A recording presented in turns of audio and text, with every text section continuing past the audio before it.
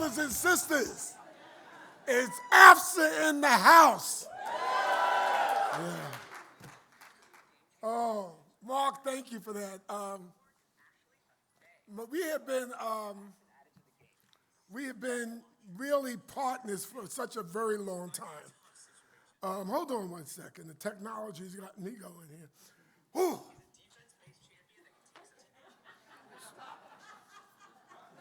You know, Donald Trump has been tracking me.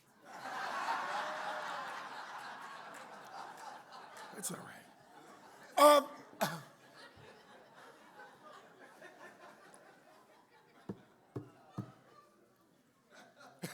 Mark and I became real partners when we were both middle school guys. And I watched him in the Middle School Principals Association. And as I was doing AFSA, I would go and visit lots of schools. And I walked into his school, and he brought me into the office. And in the office, there was all this crazy Yankee stuff. And oh, come on. And, you know, normally that discredits people in my eyes. But there was something about him that I liked. And he told the story today at a pack luncheon, because I always saw Mark as a guy who really, really paid attention to detail.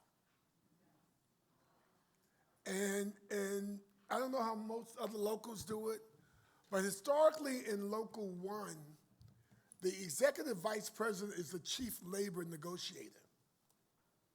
We have a team, but there's always one person who is at the table who does all the talking. The president very seldom ever goes to the table. So it's almost till the end.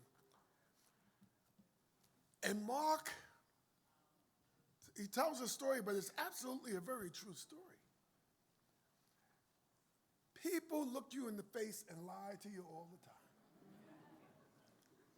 Superintendents come and go, but the lies stay the same. I don't know, you know, I think they forget that we take notes from the lie from before, so when the lie comes again, we know the lie.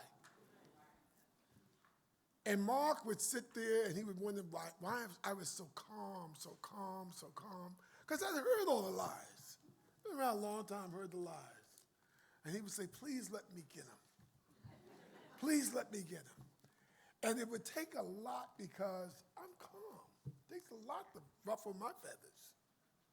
But this one particular day in the regime of Joel Klein and Mayor Mike Bloomberg, who told me on his private jet that he was going to declassify the principals in the union because principals don't need a union.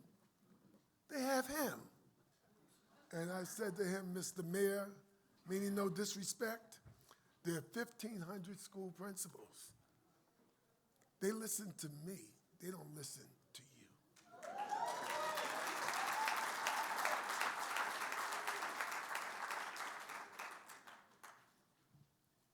But I have to get to where Mark made that difference. Because all along they were lying about something supposedly that we had agreed to. Never did. And Mark kept hunching me. I'm at the table. I'm not always at the table, but I'm at the table that day, and he says to me, please let me get him. And finally I just turned around and I said, Mark, what do you have to say? And he banged them. And there was this stunned silence. Because you know what bosses do? They think that nobody's paying attention to them when they lie. They think that they can say whatever they want to say. They think that we're not paying attention. And I say all of that to tell you this. We might be knocked down now, but we get back up and we fight. We might be going through some struggles right now, but we get back up and we fight. You heard John Bernstein. I'm going to tell you something. There were people who were saying we would never see those billions of dollars. But we asked. We asked our partners in education, our community partners. We asked all of you, let's get together and fight to make them release that money. And you know what you did? Not only did you write to Democrats, you wrote to Republicans. You started talking to everybody. Our union brothers and sisters started talking to everyone, and that money was unfrozen. Now, I'm not going to say anything yet until I see it flow. Because you know my cousin can change on a dime, my cousin Donald.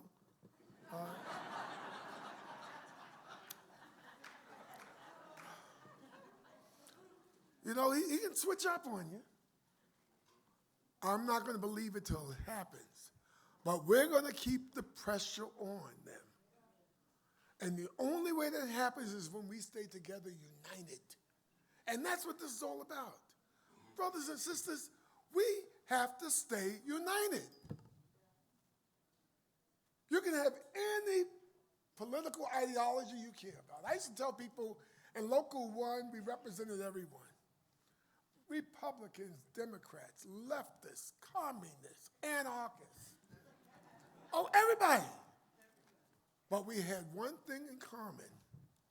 We were brothers and sisters in a union. And that was the big piece for us.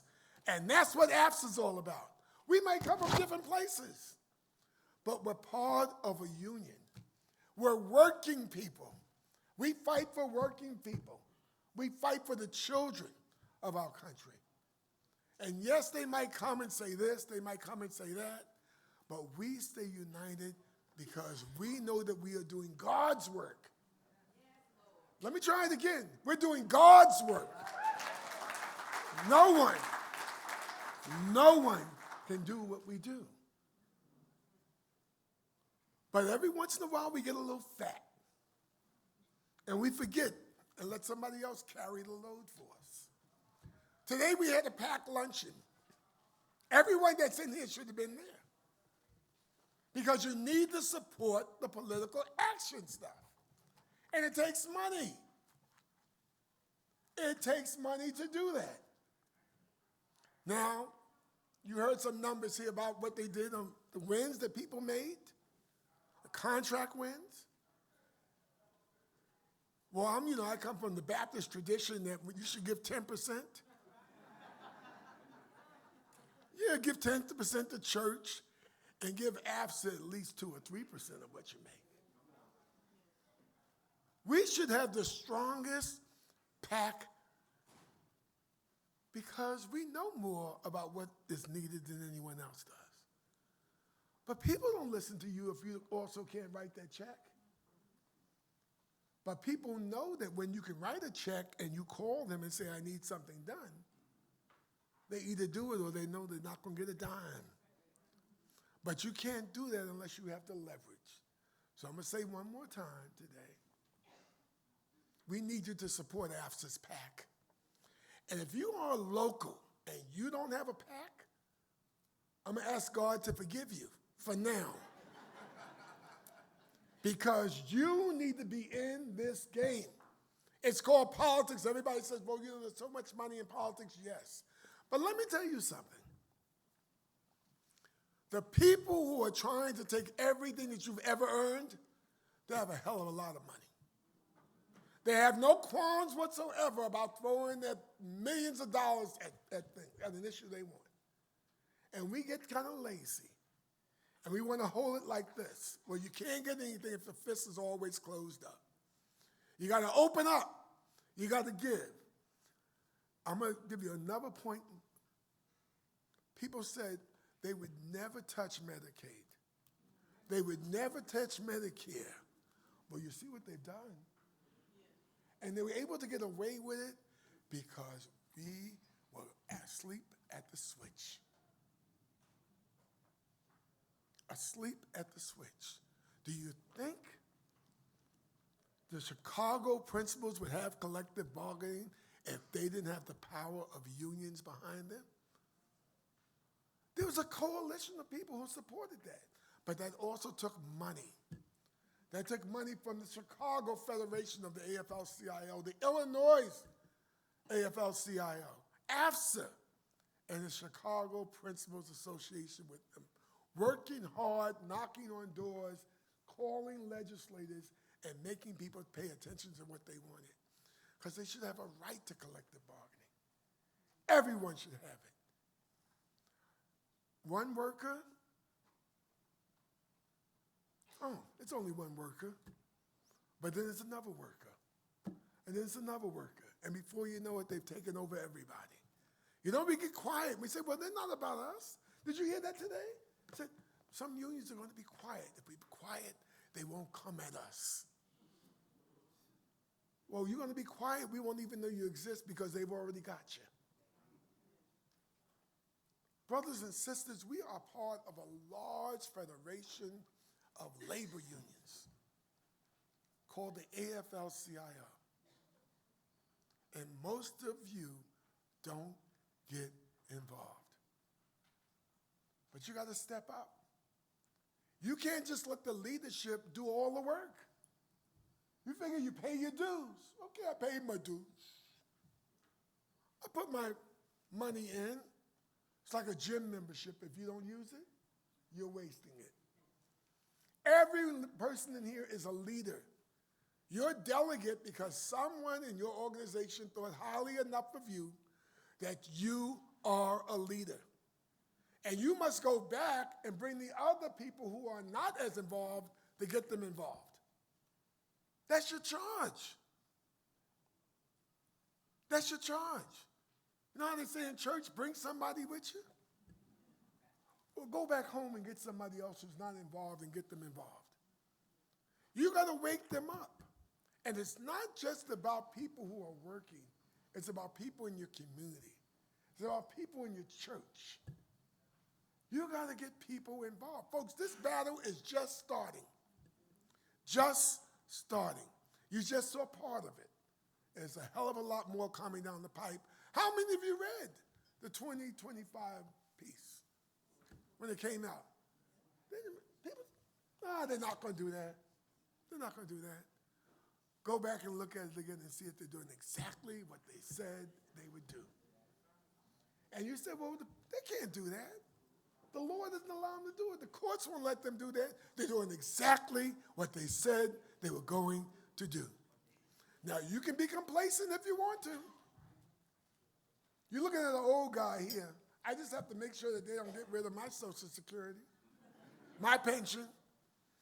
Retirees fight. Retirees raise hell.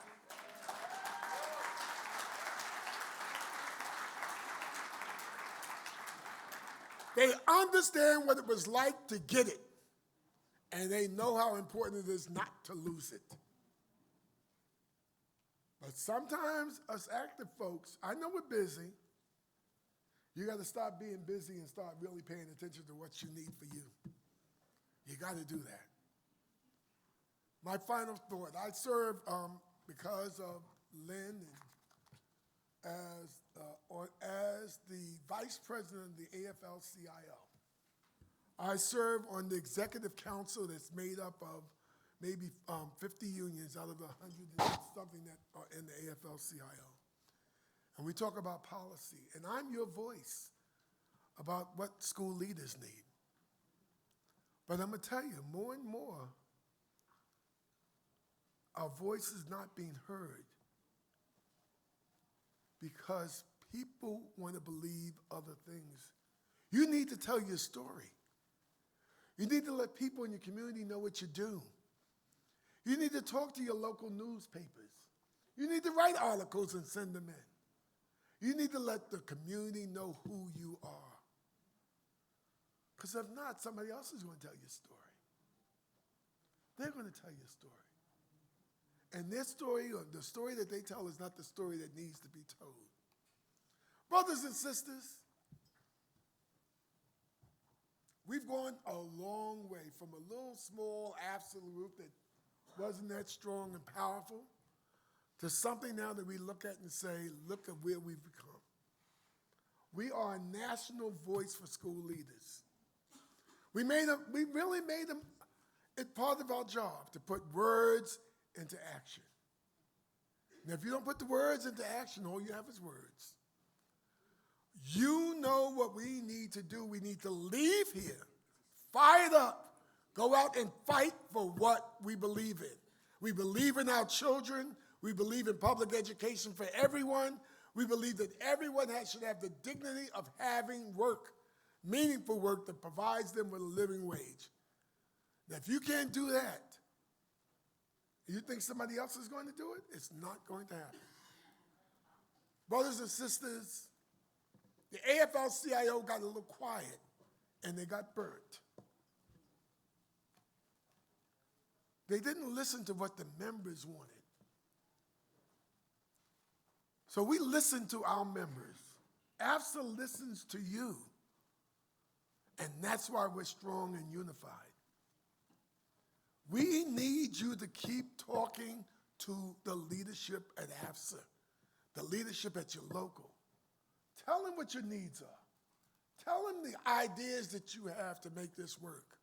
That's what strengthens us as an organization. And many of us might have 90-something% membership, but we don't have 90-something% PAC involvement. Think about it. I signed up to be part of the union, but I didn't sign up to be part of the PAC. And you got to put them both together. They work together. So brothers and sisters, I was hoping today that I would be able to introduce Fred Redmond, who's the Secretary-Treasurer of the AFL-CIO. But he had a death in his family and couldn't make it. And I know what Fred would have said. He would have said, you're strong, you're powerful, we're union strong, because it's better in a union. Ask someone who's not in one. Let's try this again. It's better in a union. Better in a union. Better in a union. Let's try that again. It's better in a union. Spread the word. Bring people on. Let's do this together. God bless you.